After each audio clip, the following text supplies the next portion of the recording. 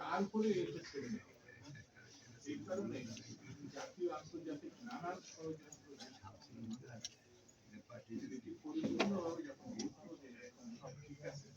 12 December তার জন্মদিন উপলক্ষে পার্টি একটি দাবি নিয়ে আজকে এই আলোচনা সভার আয়োজন করেছে। এই আয়োজনের বিএনপির স্থায়ী কমিটির সদস্য জনাব নজরুল ইসলাম খান, যিনি মৌলানা ভাসানীর অন্যতম অনুসারী ছিলেন, দীর্ঘদিন মৌলানা ভাসানীর সঙ্গে রাজনীতি করেছেন এবং তার নির্দেশেই, আমাদের মহান নেতার নির্দেশেই কিছুক্ষণ আগে শামসুজ্জামান দুদু স্বীকার করেছেন যে মৌলানা ভাসানীর অনুপ্রেরণাই আমাদের সিদ্ধান্ত আপনাদের সামনে উপস্থাপন করি। তো আমরা আজকে সেই মহান নেতার দলে এসেছেন এবং উনি শুনলেন যে 1973 সনে ন্যাপের সেই ধানের শীষ মার্কা নিয়ে মৌলানা ভাসানীর মার্কা নিয়ে যিনি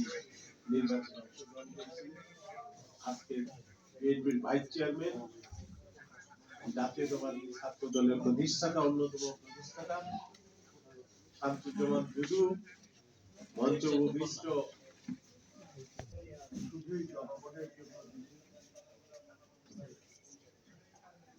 জীবনের অনেক কিছু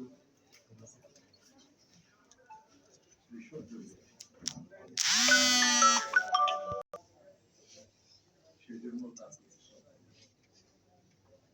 আমার অনেক সহকর্মী আমাকে তার একান্ত সহজ ঘনিষ্ঠ সহকর্মী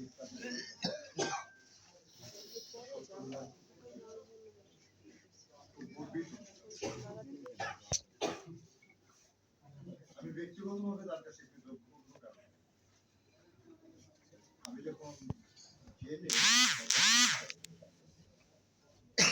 সেই সময় তিনি